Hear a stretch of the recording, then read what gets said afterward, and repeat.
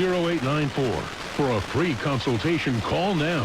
800-200-0894. That's 800-200-0894. Today on Hey Culligan, soft water, cleaner environment. What do you say, Greg? Hey Culligan, are you saying if I have a Culligan high-efficiency water softener, I'm also helping the environment? It sounds like you're saying it, Greg, and yes, you are, because with the Culligan high-efficiency water softener, you'll use less detergent, soap, and harsh chemicals, and that's good for the planet. Now you're saying it. You bet I am, Greg. Soft water and a cleaner environment is already on the way. Let us help you out with a free in-home water test from a local Culligan water expert at Culligan.com.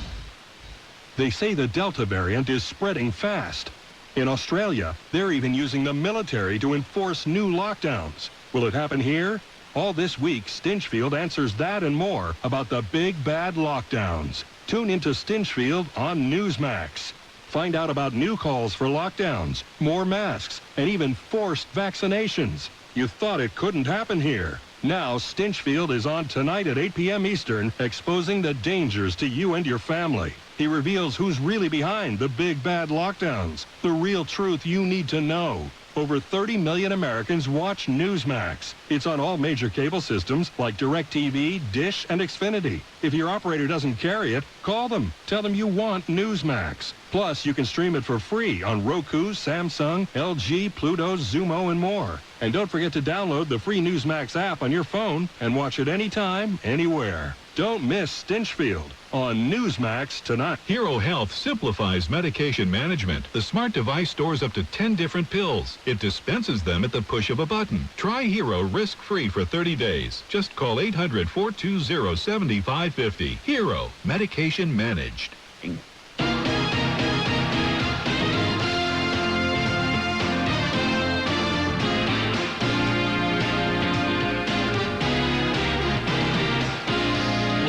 Jimbo Hanna Show, 1-866-50-JIMBO, with Nicole Neely, our guest, the president of Parents Defending Education, their website, defendinged.org, and Sue in Schwenksville, Pennsylvania. Good evening. Good evening. A great subject, and good evening to your guest. I had an experience. My ex-husband was raised in Taiwan, and he told me that over there, they don't even get to go to high school unless they pass entrance exams. It's very competitive, and if you don't pass the exams, the government doesn't waste money educating you. And when he came over to this country for his master's degree, he told me the classes and things that he was taking were high school level classes over there. And so, basically, we're already falling behind here as it is. And if we don't start... the parents also have to get involved as far as I'm concerned. Parents have to care that their kids learn something. We're going to be servants to people from all of the other countries who come here and take all the good jobs. Yeah, Sue is right in that, indeed, it's not that we're going to get behind, we're going to fall further behind. That's very true, Nicole. Yeah, well, if Americans are not qualified to do good jobs and make a lot of money, then they're going to be dependent on government support. And if you're dependent on the government support, who are you going to vote for? I think there's a lot going on here. There's a lot of money. There's a lot of power at stake here. But it's sad because we are sacrificing our children on this altar. And how do they ever develop self-esteem in Taiwan? Well, maybe by getting off their butts and studying. Helen in Jacksonville, Florida. Hello.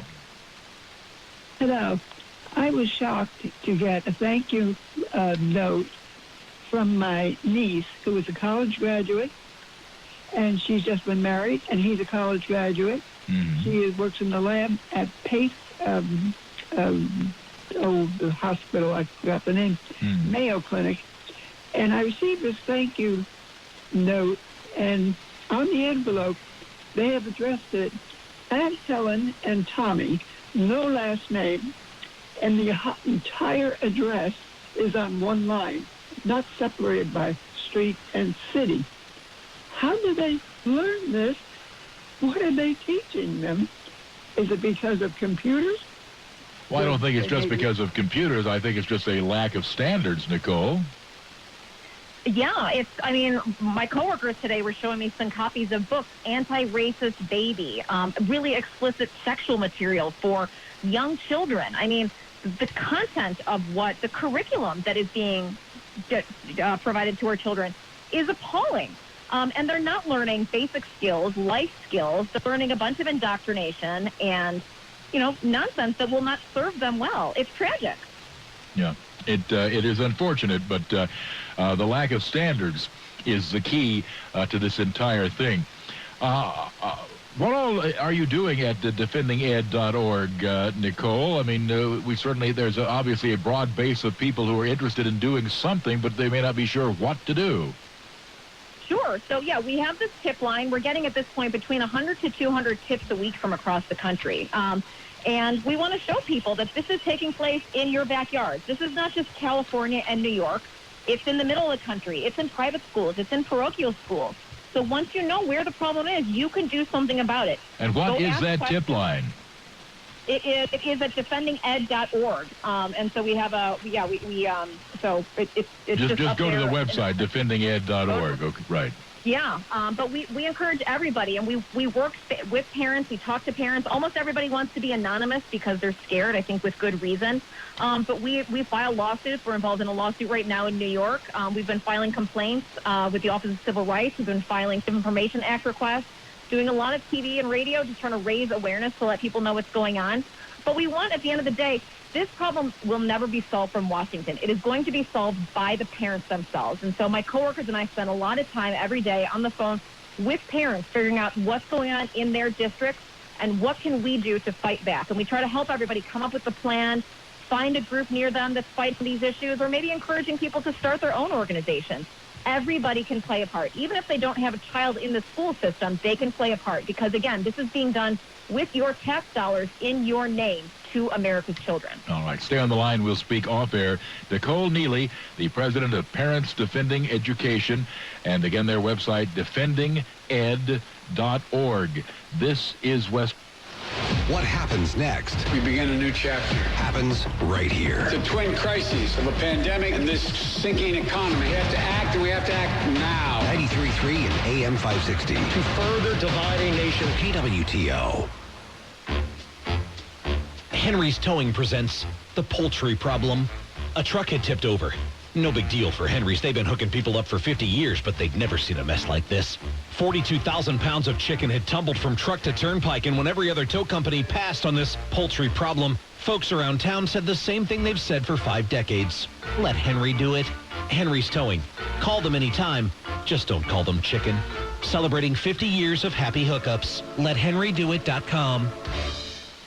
Good things take time, and good times are coming to the Stockton Family Fun Center in Stockton. Stockton Family Fun Center will open for lunch Tuesday through Saturday from 11 to 2. Hey, bring the family. Enjoy family favorites like cheeseburgers, chicken strips, nachos, chili Frito pie, and much more. And coming soon, disco bowling and an arcade. Have fun at the lake and then head to Stockton Family Fun Center just south of the high school in Stockton. There are some moments only the forest can inspire. Find yours at discovertheforest.org. Learn about forests near you and discover cool things to do when you go. Visit discovertheforest.org. Brought to you by the U.S. Forest Service and the Ag. 93.3 and AM 560. KWTO Springfield. K227AO Springfield. The legendary KWTO. This is CBS News on the Hour, sponsored by Rocket Mortgage. I'm Stacy Lynn in Washington. This is pretty rare. A hurricane is heading straight for Long Island and New England. The last time Long Island had a direct hit from a hurricane was Gloria in 1985. For New England, it was Bob in 1991. CBS's Michael George with more on Hurricane Henri. Reminding New Yorkers of the devastation Superstorm Sandy brought nearly 9 years ago, Cuomo is urging people to take it seriously. We've seen this movie. We don't need to see it again. Please act responsibly. Fierce winds and potentially dangerous tidal surges are forecast as far east as Cape Cod, Massachusetts, and as far west as the New Jersey shore. They're preparing in Freeport, New York. Mayor Robert Kennedy. The village of Freeport has installed several $1 million worth of backflow preventers and pumping stations. So we're able to prevent a gathering of water in the streets, especially during a high tide event. Henri's expected to make landfall sometime late tomorrow morning. In Middle Tennessee, at least 8 people have died after catastrophic flooding in Humphreys County. Countless others are still missing as search and rescue efforts continue. President Biden is expected to speak at 4 p.m. Eastern tomorrow about hurricane response. He'll also address the latest efforts to get Americans out of Afghanistan after meeting with his national security team. CBS's Roxana Saberi tells us there are new warnings for those waiting to evacuate. The U.S. Embassy in Kabul today urged American citizens not to travel there until they get specific instructions, citing potential security threats outside the gates. But the Pentagon says there's been no change in what it called the enemy situation, adding that U.S. troops will keep processing citizens who show up. NATO and Taliban officials say at least 12 people have been killed at the airport in the past week, though it's unclear how. Eyewitness video emerged today showing Afghan guards firing into the air and at civilians to disperse them. COVID's on the rise across the country. Still, many people are getting out trying to enjoy themselves. Big crowds are packing state fairs this weekend, from Iowa to Ohio, Wisconsin, and Kentucky, where vaccines are available, but masks are not required outdoors.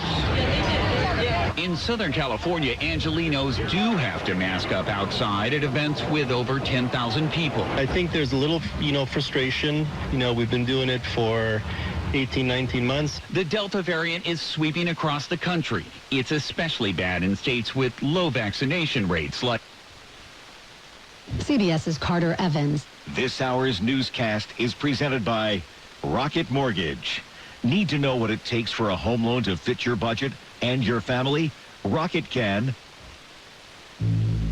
Are you a true crime super fan? Join award-winning 48 Hours correspondent Erin Moriarty on the My Life of Crime podcast.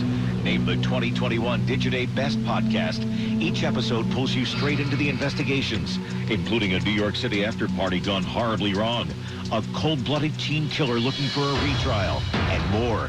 Season 3 coming this fall. Follow My Life of Crime on Apple Podcasts or wherever you get your podcasts. You're ready to get out and get moving. And whether it's surfing, playing tennis, or hiking every path you can find, you're going to need some essential new gear. Essentials that are even more rewarding with the Bank of America customized Cash Rewards credit card. You can choose to earn 3% cash back on online shopping, which could increase to 5.25% as a preferred rewards member. Visit bankofamerica.com/more rewarding and apply now. The essentials have never felt more rewarding. Copyright 2021 Bank of America Corporation. Story of an amazing young hiker making a lot of ground. The Appalachian Trail is a challenge for most folk, but imagine hiking it at the age of 5. Harvey Sutton trekked along with his parents for more than 2,100 miles to complete the journey, and he was just 4 years old when they started out. The family finished their walk last week in Maine, and little Harvey was 5 years and 4 months old. That makes him among the youngest to finish. His next adventure? Kindergarten. Allison Keyes, CBS News. There are those people in life who slather mayonnaise on everything and those who despise the condiment. If you're one of those mayo lovers, what beer goes best with the white creamy spread? A Virginia brewery's teamed up with Duke's Mayonnaise for a new beer called Family Recipe. It's a Vienna-style lager. And if you're into the food and drink pairing thing, they say this makes perfect sense because mayo is rich and fatty, so the crisp, bitter lager cuts right through it. Stacy Lynn, CBS News. Springfield weather on 93.3 and AM 560 KWTO. A few isolated storms and showers are in the forecast this afternoon thanks to that daily instability continuing to increase with those temperatures being so hot. As we head into tonight, temperatures are going to be bottoming out in the upper 60s, low 70s as we head into Sunday, though. Temperatures still in those 90s with a slight chance for more scattered showers and storms. I'm Color 10 and Ozarks Fox meteorologist Savannah Tennyson. What are you waiting for? Have you been sitting on the sidelines since your job was impacted by COVID? Or maybe you've been thinking about taking the next step to a better job. The Missouri Job Center Ozark Region can help with workshops on getting back to work, the interview process, and more. Check out their Facebook page featuring local hiring events each week. You can also stop by the Missouri Job Center at 2900 East Sunshine or call 417-887-4343.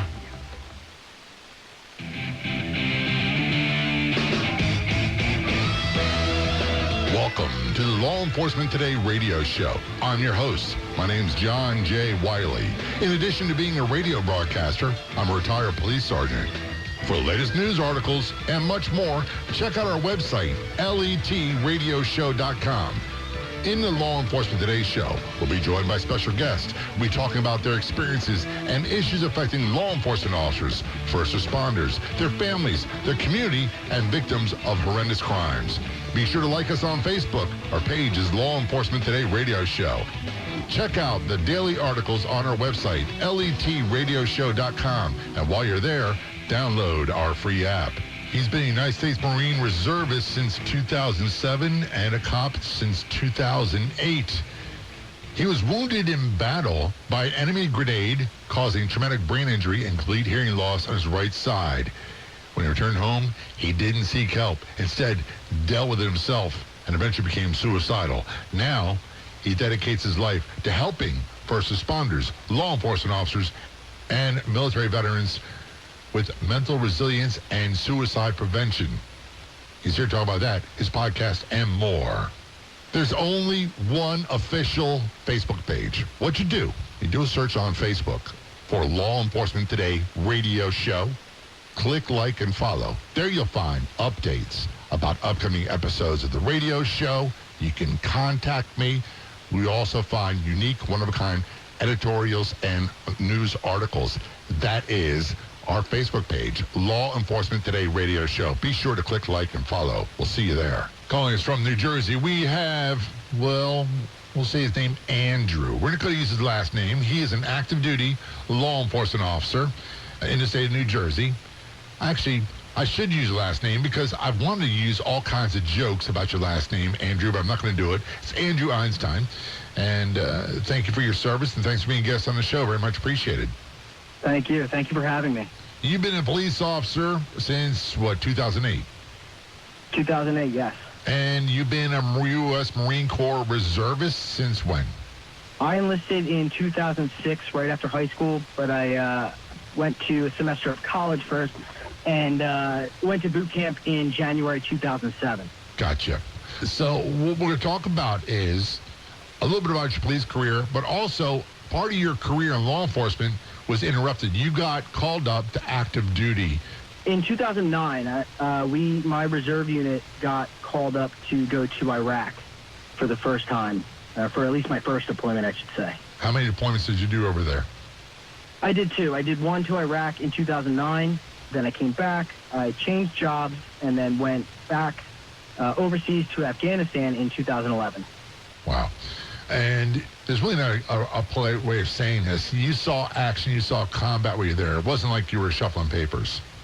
No, and, it's interesting. In 2009, I enlisted in the Marine Corps as a firefighter, believe it or not. I didn't necessarily not want to fight, but my goal outside of high school was to become a career firefighter. And I wanted to use the Marine Corps to progress in my career, and I didn't think I could become a Marine. So there was, it was kind of twofold. And so right before we went to Iraq, because I was a police officer, they said, hey, tactics, so you're going to go with our engineer element, and you're going to go drive around and look for roadside bombs. So, we went at the end of the war. We didn't see any fighting or anything like that. But I got to see Iraq, and I really appreciated it. But when I got home, I realized that I kind of had a taste for, I use the word war lightly. I wanted to know what war was really like, and I needed to know what combat was like. So I got a chance to change jobs into civil affairs, which was a job that would get me attached to an infantry unit, and it would allow me to experience war. And when I went to Afghanistan, I'll say that I got to experience that quite quickly. And I'm going to say this. In police work, I encountered a lot of violence. I've never been in the military. I grew up in a military family. So I don't have a point of reference, Andrew, of what it was like. And I'm sure for you, it was a real wake-up call. A wake-up call is putting it lightly. I remember our first mission.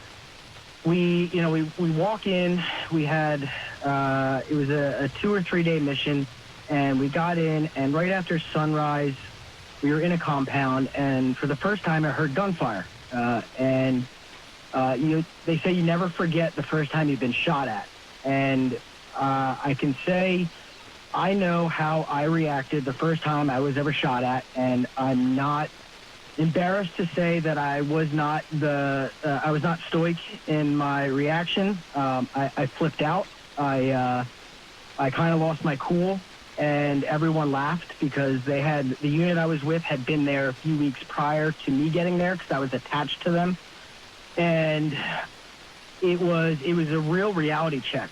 There was another element in the group that was on that mission, and their corpsman had been shot a few times, and we had to go evac him. And I remember thinking, wow, this is an hour into my first mission. I have 7 months of this. And I said, holy, this is my daily life for 7 months. What did I get myself into? I don't know if I can do this. When you said you didn't act stoically, we have been conditioned to think that people respond the way they do in movies. They have quick one-liners. They shrug it off. They always maintain their cool, and that's the last thing. I've seen, and I don't watch many of these, body cam videos, other videos of combat, and the sounds that come out of people's mouths, the way they react, everything that they do is totally contradicts that. And many folks, I can't see my reactions of what I did. I can tell you that when I was being shot at, I did not react the way that Bruce Willis did in Die Hard. I didn't. And I'm okay with that. And someone who has a problem with that, they obviously haven't been in those situations. Yeah. It's interesting. Like, at first, I was embarrassed about it. You want to be, especially being a Marine, right? You're conditioned from day one of boot camp that you're better than everybody else, right? The Marine Corps is the top of the top, the best of the best. And, I remember how I reacted, and if I can say candidly, I remember I had a cigarette in my hand. I dropped my cigarette. I myself. And I remember our canine handler, Chris Diaz, who unfortunately was later killed in action. He was laughing at me, and he was the one who made fun of me. And I said, dude, you've been here like 2 weeks. You're used to this. And the most ironic part was they were shooting at, like, the Marines, right? But the Marines they were technically shooting at were outside of that compound. We were, for all intents and purposes, we were safe inside these walls. And that was the reality check. I said, then we had to go outside to evac that corpsman. I said, but we're safe in here. And they said, buck up, get your gun, let's go. And that was that reality check of this is my life for 7 months.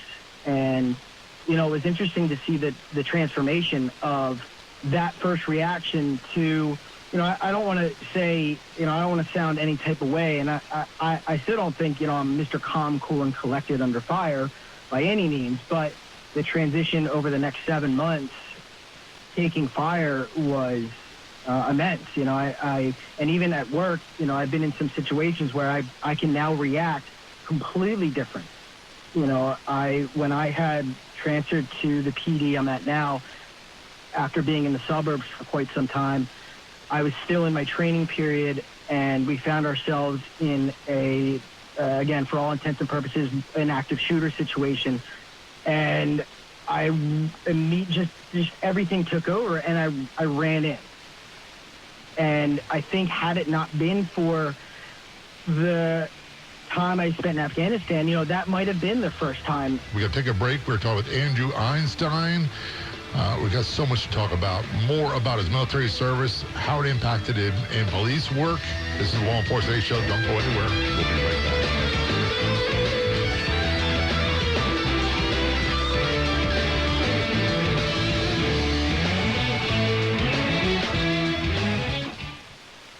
Mike Hewitt here. This isn't about the obvious comparisons between Saigon 1975 and Cabal 2021. It's not about blind allegiances to broken ideologies, incompetence, or the highly predictable and reoccurring results of those that think America is a global authority. Thomas Jefferson wrote, "Commerce with all nations, alliance with none should be our motto."